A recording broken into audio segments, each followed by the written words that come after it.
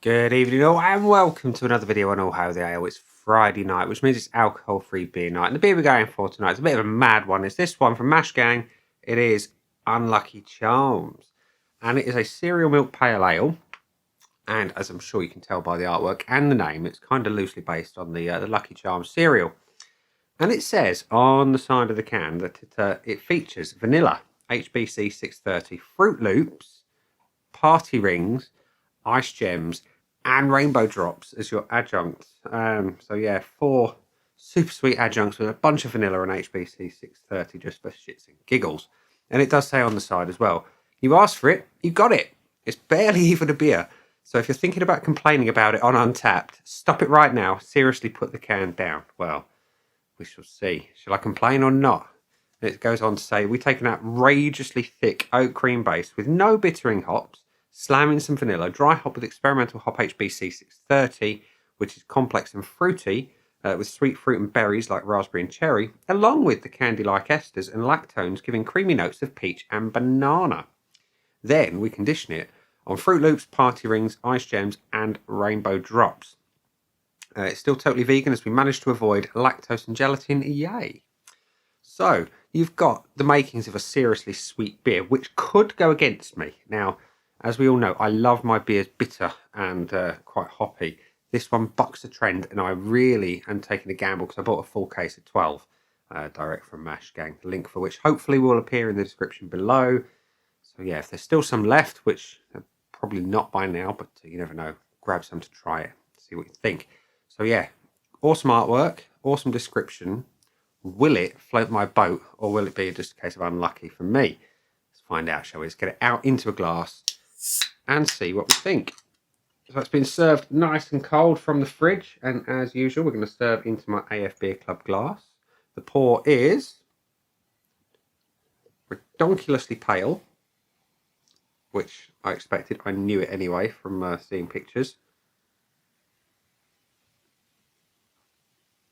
And that's your beer in a glass. It is very pale, almost like seriously watered down orange juice. You've got haze in there. You've got quite a bit of haze. Let's see if you can see my boat race through it. No, you can't. It's more hazy than it perhaps appears on first glance. And you've got a white foamy head. So, yeah, it looks interesting. Looks like something I wouldn't ordinarily drink. But then again, we've seen the likes of other Mash Gang beers which look really funky but taste amazing. Let's go for a whiff of this one.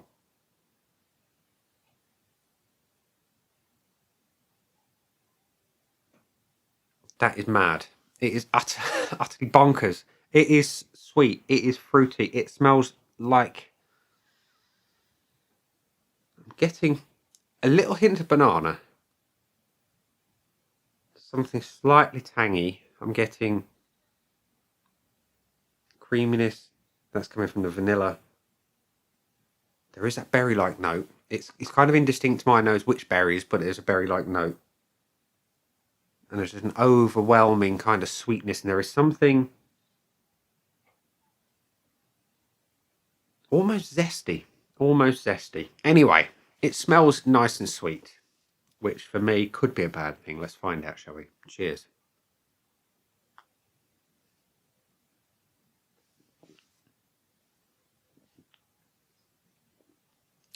And we're not lying about it being a thick base.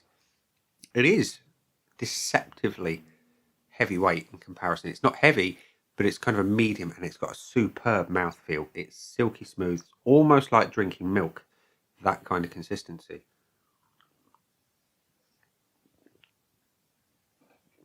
And that flavour, it is sweet, as it suggests. It does mimic all the things that it says are in there.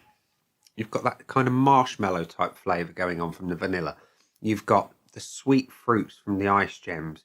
You've got... It's nuts, is what it is. It's not beer, as they say on the can.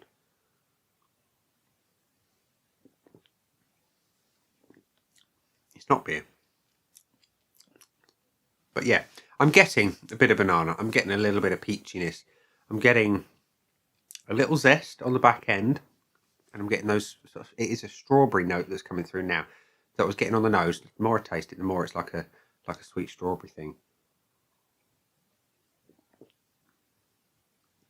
Carbonation is spot on as well. It's just about the right level to make those flavours just burst a little bit. You don't want it overly exciting, but it's just enough. And the rainbow drops, yeah, it shouldn't taste like rainbow drops, but it does. It does. And it's nuts. It's truly nuts. What that is interesting. Ordinarily, I don't like sweet beers. Is it a beer? Who knows? I like it though. I like it for what it is. And unusually for a review, I'm going to do this.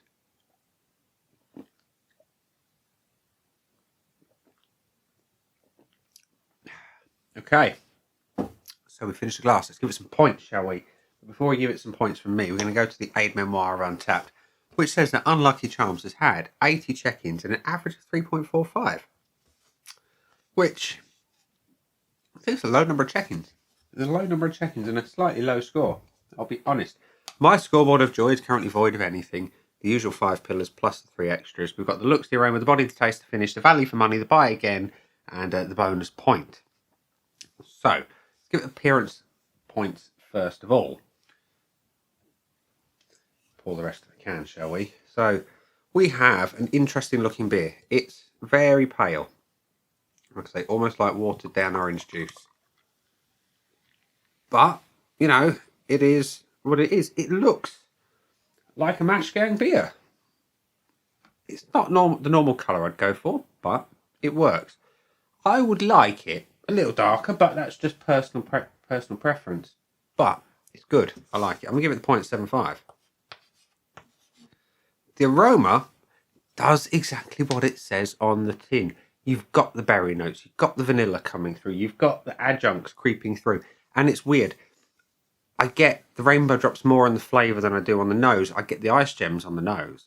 Party rings, yeah, I see it. They're very similar to the ice gems. And Froot Loops, I have not had in many, many years, so I can't say. Maybe the numbers kind of killed me off a little bit, I don't know. But yeah, I like the aroma. It is sweet. It's not my usual bag, but it delivers on what it says. And critically, it's not that sugary sweetness on the nose. I like it. I'm going to give it the point. Bizarrely, I'm giving it the full point because it's not something I would ordinarily like, but it works. The body is excellent, however. That is absolutely excellent. Mash Gang are able to do things with alcohol-free beer and retain the body in such a way that you do not lose any of the drinking experience at all. And that's the biggest criticism I have for many alcohol-free beers. They are thin, they're watery, and you lose that experience. This has got everything you want. Super silky smooth, like I say, like drinking milk, and the carbonation is on point for the style and the flavours that are contained within. It's getting a full point. The flavour is the bit I thought I'd have the biggest issue with. Now, it is fruity.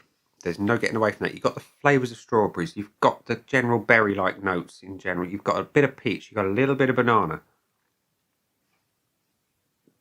The vanilla is more on the nose, but I think that's just an added general sweetness to the overall profile and balance things out quite crucially. I like it. I like it a lot. A lot of sweet beers I tend to sort of one and done. Bought a case of 12. So this one is important. I like it a lot. Is it perfect? Would I change anything? Ordinarily I like them bitter, but adding bitterness to this wouldn't work. It needs to be sweet to retain all those sort of fruity flavours and just let them dance across your tongue. It works perfectly. Giving it the full point. And the finish. It's hard to say what I'm looking for on this one. Other than that, I enjoy the fruitiness. Oh, hello. Forgot about that. Let's disable that. The world is not being destroyed. You know, everything is all fine. No servers are broken. We can ignore that alarm. So yeah, the finish. I was expecting to want bitterness. I don't want bitterness on this finish. I want the fruity flavours to mingle, linger in my mouth, and just allow me to enjoy them for a little bit longer. It's quite long, and I wasn't expecting that. And as it kind of fades. The initial strawberry hit fades away, and I'm left with just a nice general all-round fruity flavour, akin to juicy fruit after a few chews. Yeah, it's quite nice. I like it. I'm going to give it the same point as I did the looks, a 0.75, because I'd just like a little bit more strength on that finish, kind of akin to the flavour. So, value for money. This one, I bought the full case of 12, and it was £36 for the case. £3 a can. Is it worth the money?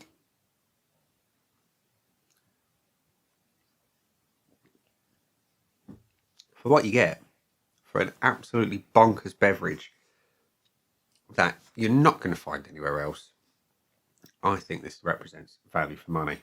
It's going to get the tick from me.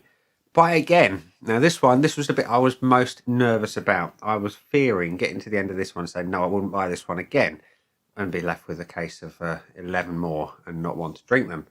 Thankfully, it's tasty enough that yes, I would go and buy it again, over and above the existing 11 that I've got left. And a bonus point, well, the bonus point is only for those that get a full 5 points, just to separate the kings from the not so quite regal beers, although they get full 5 points. But anyway, Unlucky Charms and Mash Gang for me has got 4.5 points plus 2 bonus tick points. Awesome stuff. Awesome stuff. So yeah, in conclusion, it's an utterly bonkers beverage that you have to taste it to truly appreciate what it is. It looks mad on the can. It tastes equally as mad. You know, look at that. It is what it is. And the flavour profile, you have to try it to appreciate it. And that's where we're going to leave it today, ladies and gents, boys and girls. Thank you for watching. That has been the beer. Those down there are the buttons. You know exactly what to do with them. I've been me. I will see you again soon for another one. Bye.